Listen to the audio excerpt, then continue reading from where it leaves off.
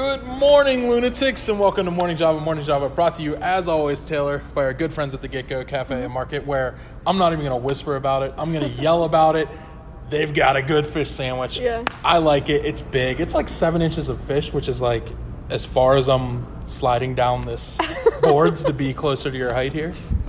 You might be exaggerating a little about my height. I don't know. But yeah, no, I'm going to go get a milkshake after this. There's one right across the street. We love that about Cranberry. Yeah. Also in Cranberry, the Penguins practice, full participants, Zach Aston-Reese and Brian Dumoulin. Yeah, they were both full participants. We didn't get any clues about whether or not they're going to play based on where they were on the lines. You know, Dumo was with Trotman, which isn't, so they were the extra ones. And then Aston-Reese, he kind of took shifts on the fourth line. Sullivan said they're both day-to-day, so we don't have any update of whether they're going to be ready for game one yet, but...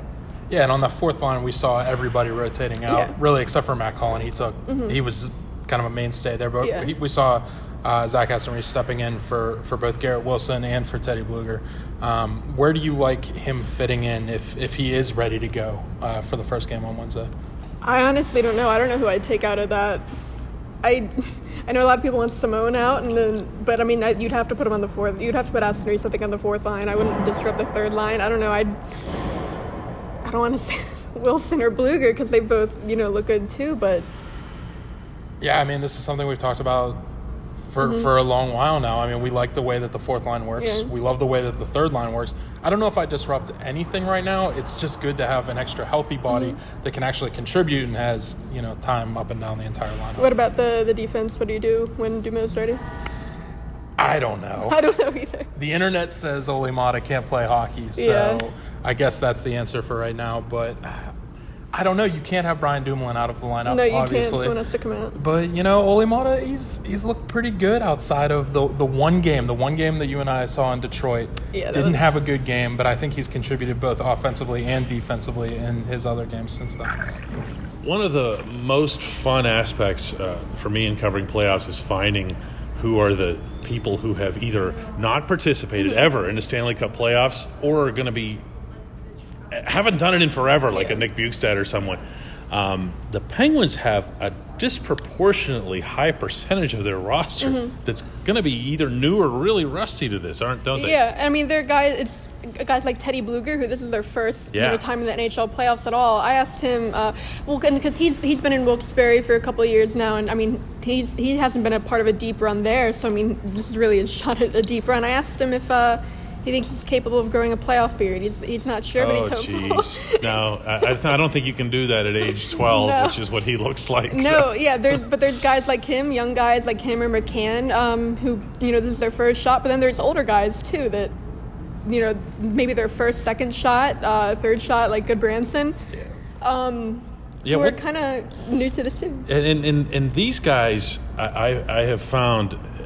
like the Goodbranson, the Bjugstad, these guys who have been places where not making the playoffs was the norm, whether it's Vancouver or Florida or whatever.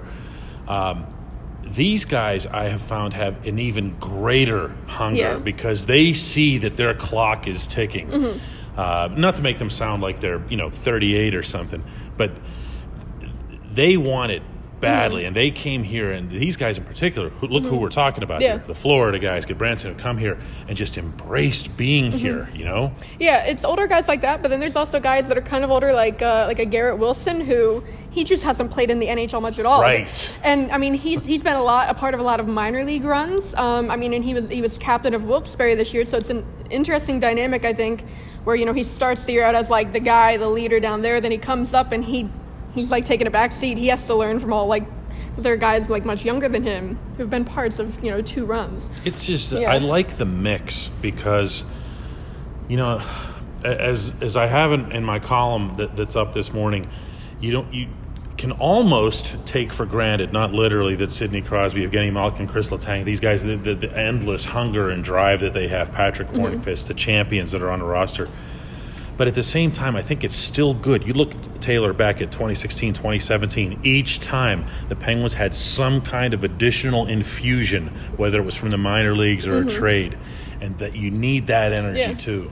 Yeah, Goodbranson said that they're definitely going to be feeding off, those guys like Crosby and all, but he thinks, they can feed off of their energy too. Just, their excitement moving forward. Sunday, there's a difference between hockey practices and the regular season. Hockey practices like right before the first playoff game. It's like the coach doesn't have to say anything. He doesn't have to bring everybody together for the rah-rah speech. There's just an understanding. It's one opponent, best of 7, and they just go at it so hard, which they did out here on Monday. I mean, during the regular season, Sidney Crosby's the best player on the ice. Playoff practice, Sidney Crosby is like 10 times better than that. I think you had a little bit something to say about that went on the site. Playoff practice Crosby is better than regular season game Crosby is really bold. Oh, no, I'm talking about, practice Crosby, but practice playoff Crosby is... Playoff practice Crosby is probably a top 10 player in the National Hockey League. Yeah, or maybe like ever.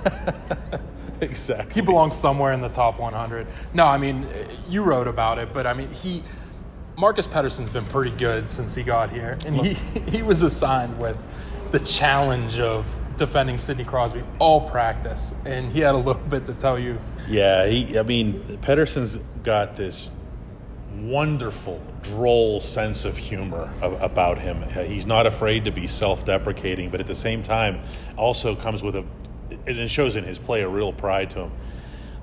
I think he actually welcomed this opportunity in a way to face Crosby in a practice, to go at him repeatedly in drills.